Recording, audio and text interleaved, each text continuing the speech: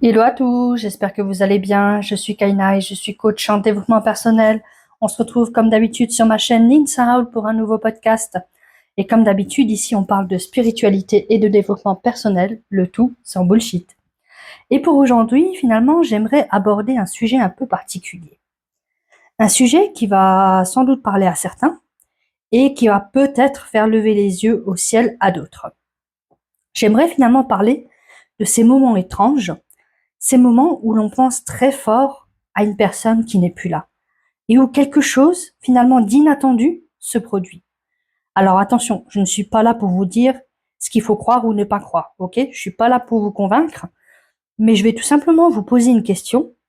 Est-ce que ça vous est déjà arrivé de vivre une coïncidence tellement improbable que vous vous êtes arrêté finalement quelques secondes en vous disant «Oh, mais quand même!» Parce qu'il y a des coïncidences entre guillemets, je vais mettre ça entre guillemets normales, et puis il y a celles qui te font regarder autour de toi. Genre, tu n'as pas pensé à une personne depuis X mois, et d'un coup, tu entends son prénom, le jour même. Au même moment, là déjà ton cerveau commence à bugger un peu. Puis parfois, ça continue. Une chanson, une photo, peut-être une odeur, un objet, un lieu. Et tout semble arriver exactement au moment où tu pensais à cette personne. Évidemment, le mental, lui, il adore expliquer. Il va te dire, ah, c'est un hasard. Et peut-être, franchement, c'est possible. Mais parfois, on tombe sur des hasards qui ont tellement un sens personnel qui nous touchent en plein cœur.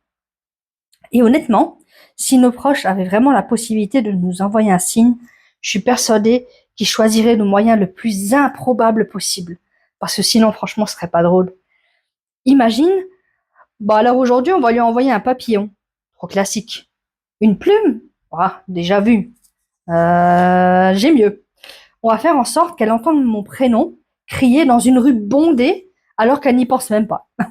Et finalement, c'est ce qui est beau.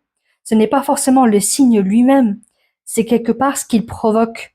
Parce que pendant quelques secondes, on va penser à cette personne, on va sourire, oui. On va sourire, c'est la chaleur. On se souvient, on ressent à nouveau le lien, et parfois, c'est exactement ce dont on avait besoin. Parce qu'au fond, qu'on croit aux signes ou non, il y a une chose qu'on ne peut nier, c'est que l'amour ne disparaît pas. La présence physique, oui, mais finalement l'amour, les souvenirs, les liens, eux, ils continuent à exister en nous. Alors finalement, le plus important n'est peut-être pas de savoir est-ce que c'était vraiment un signe, mais plutôt, tiens, pourquoi ce moment m'a autant touché? Alors aujourd'hui, repense à toutes ces petites coïncidences qui t'ont fait sourire, ces moments où tu as eu finalement l'impression que quelqu'un te faisait un petit coucou. Peut-être que c'était un hasard, peut-être que non. Mais dans tous les cas, ça t'a permis de ressentir de l'amour. Du coup, bah, c'était déjà un très beau cadeau.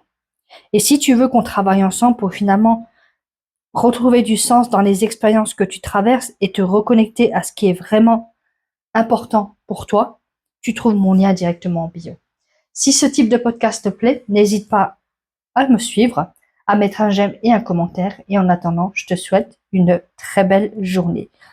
Et avec cette canicule, je t'invite à rester au frais le plus possible et t'hydrater régulièrement. Passe une belle journée.